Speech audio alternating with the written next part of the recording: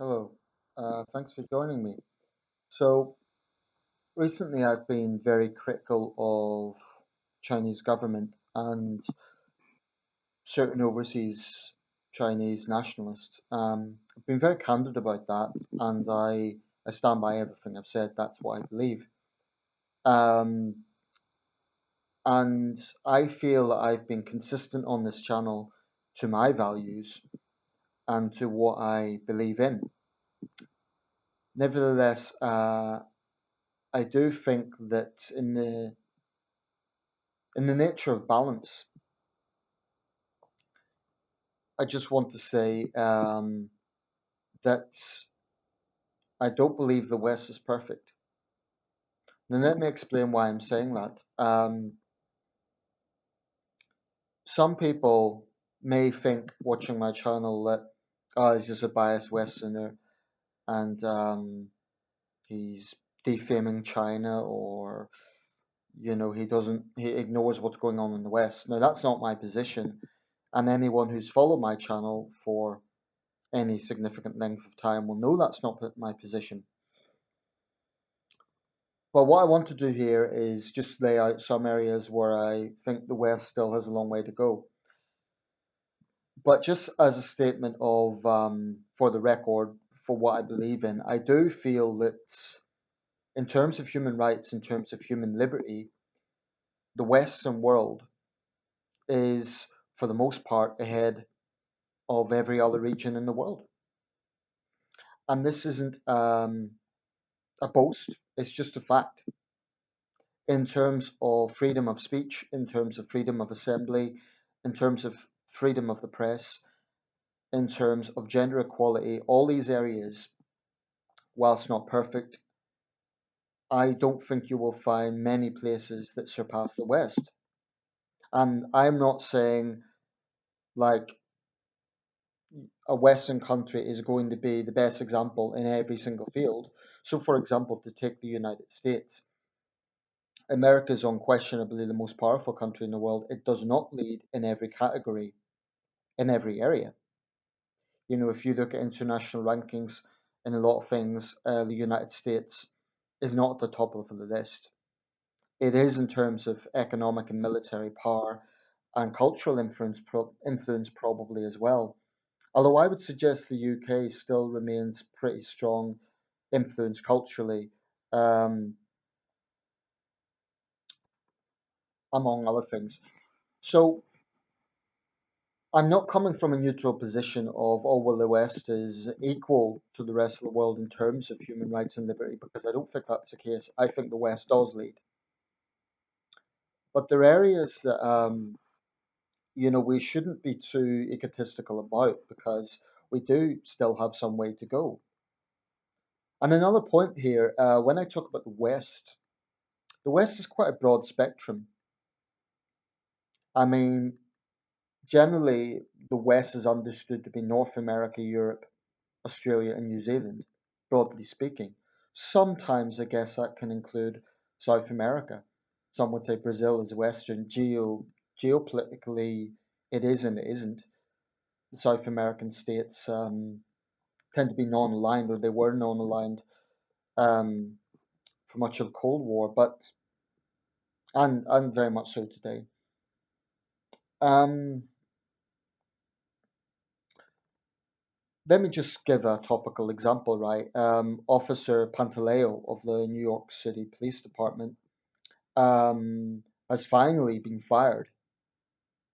The police commissioner made this announcement. In his words, Pantaleo did not use the strategy that he was trained to do, and he was negligent in his duties. Now, of course, the police union has been very vocal about this, which frankly you would expect from them.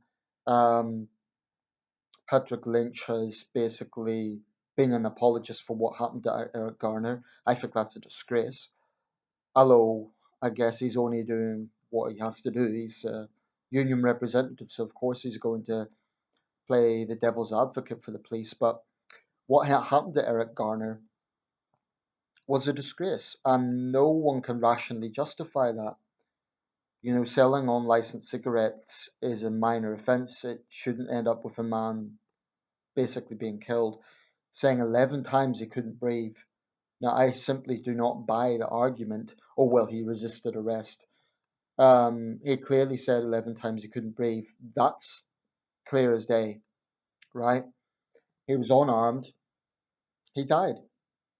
And when I hear people making excuses, oh, he was overweight, he resisted arrest, etc., etc., I get quite angry about that.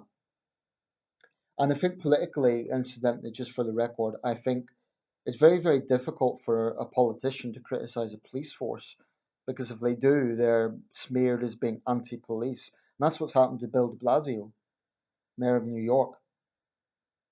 But what I would argue is it's a responsibility of an elected official to condemn police brutality and to condemn police excess. But anyway, that's just one example. It's taken 5 years for this to happen. It should have happened in the first place because it sends out the perception that the police protect their own. Now, the police do face real threats. We've seen that here in the UK with that tragic death of the young officer in Berkshire a few days ago. That was horrendous. He'd only recently been married. So police officers do face real threats. But the Eric Garner case to me is a glaring example of certainly a long way that America has to go.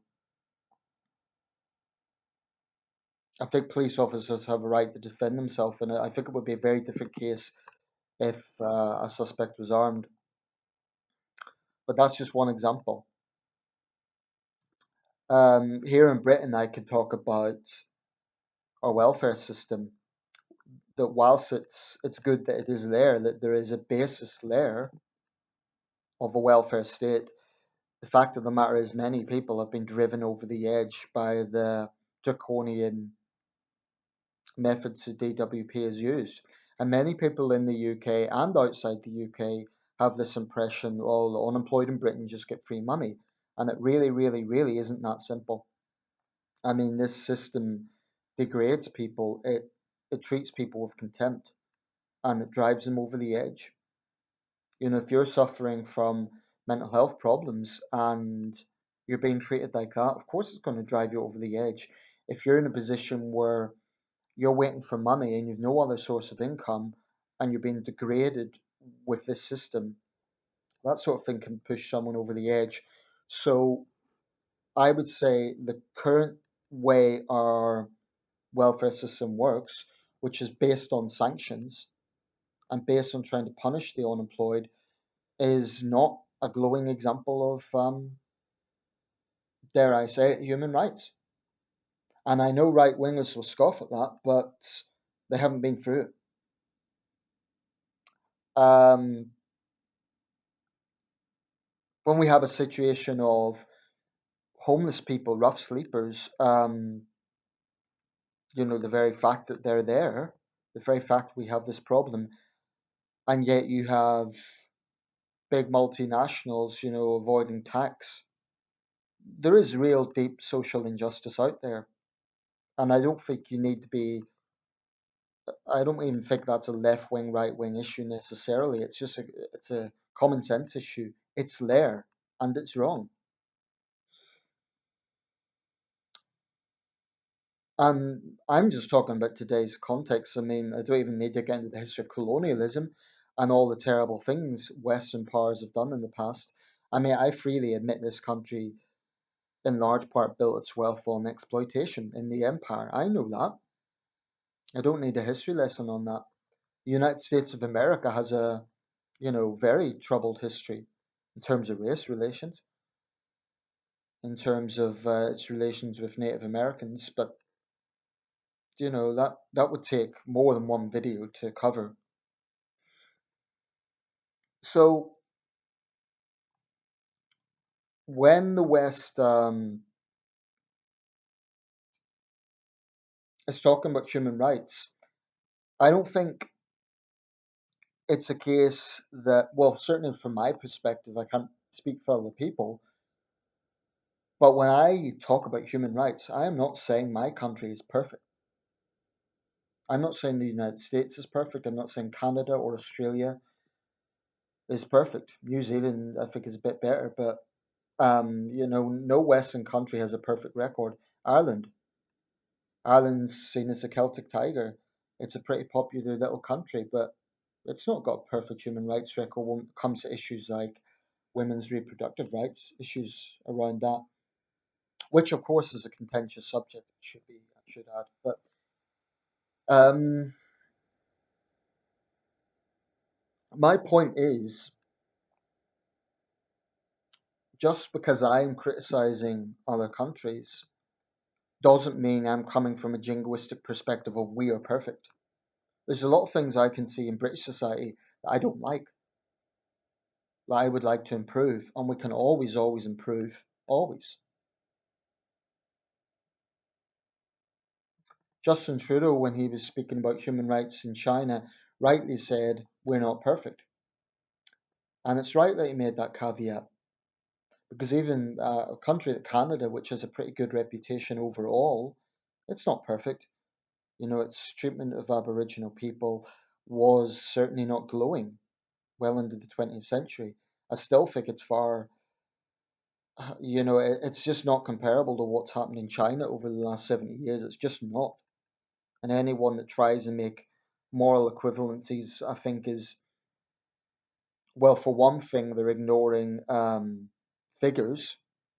I mean, if you're going to say up to 50 million excess dead is equivalent to pretty much anything within the West over the equivalent period, that's just ignorant. It's just not the case.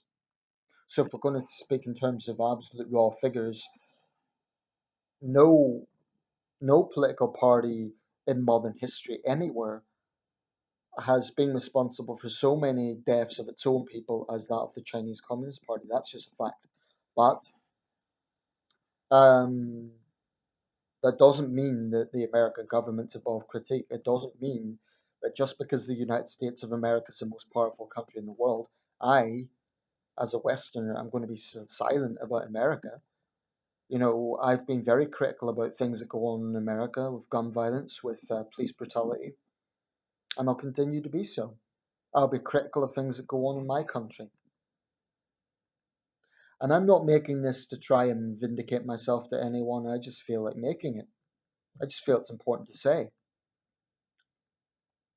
And I do think that it's important that when, for example, we're doing trade with countries and we say we put pressure on countries to improve the human rights record, I think it is important that we add, but we know we're not perfect either. Still, I think it's legitimate if we're doing trade deals with countries, they can't on one hand say, well, we want to do trade with you, but you've no right to ask questions. That's a nonsensical position. Well, it's an unreasonable position actually. I mean, put it this way: if you are doing a personal deal with someone, right? You're buying something off someone. You'd want to know a bit about that person, wouldn't you? You'd want to know if they're trustworthy. You'd want to know their background. Well, I see it on a much bigger scale, of course. I see that with countries. So this idea that human rights abuses are entirely a domestic matter needs to be robustly challenged. And you get left wing and right wing factions that speak out against the globalists. You get this particularly in the West. I mean, they have a lot in common with totalitarian dictatorships because they are saying that every country, because of sovereignty, has a right to do whatever it wants. I strongly reject that. And I'm not disregarding sovereignty. I do not agree with those who say that borders don't matter, that countries don't matter. They do. And every country has a sovereign right to determine its own fate. But if a government is brutalizing its own people, if it's torturing people, if it's gunning people down on the streets, then we live in an interconnected world and outsiders will comment on that. They will critique that. It is an absolutely nonsensical argument that needs to be robustly challenged that sovereignty gives governments a right to do as they please. Because if you really want to take that logic to its full extent, then in theory, any leader, any government can do absolutely anything it wants without limit, without scrutiny, no questions asked. Now, if that's honestly your position, if you're of an isolationist school of thought and that's your position, I find that a very, very bleak outlook. And I know that the West cannot, bring democracy overnight. I'm a realist. Nation building is a complex subject. Um, and you cannot expect Western style democracy to just happen in different parts of the world. Culture does matter. But ultimately, human rights, to me, does go beyond borders. It goes beyond sovereignty. It's paramount. It's absolutely paramount because without the basis of human rights, what progress do you have? A country can have all the money in the world, it can be filthy rich, but if basic freedoms are being trampled on, what does that mean? A country can have clean streets, but if people can't speak their mind, they're still prisoners. So I'll leave it there. You may agree or disagree with me. You can think what you like of me. I don't really care. I speak for myself. I am British, and I won't lie. I have patriotic sentiments. I love my country, but I'm not blind to my country's faults. I mean, even leaving aside the human rights issue, there's things like, let's say, the behaviour of certain British sports fans abroad. I find that deeply embarrassing, and I am fiercely critical of that because it's um, it's embarrassing and it's wrong. If you have British boxing and football fans behaving in a violent, drunk way, that's a disgrace. Just as an example. Right, well, I'll round this up because I'll end up talking all night. Thanks for watching, and just one last thought. I think every country, even some of the most dire examples, have plus and negative points. Um, and there are actually some areas that countries that have a pretty shady human rights record are ahead on from Western countries in certain areas. But I don't accept the argument, for example, that all cultures are equal in terms of how they should be respected, because to me, any culture that disrespects human rights or animal rights, basic animal welfare, doesn't automatically deserve respect. That's a nonsense argument because you could use culture as an excuse for anything. As a general principle, I think diversity among cultures enriches the world, but I don't think that culture in itself is above criticism. I mean, honor killings is a form of culture, but it's barbaric, and I am not shy to say that. Right, I'll leave it there. Thanks for watching.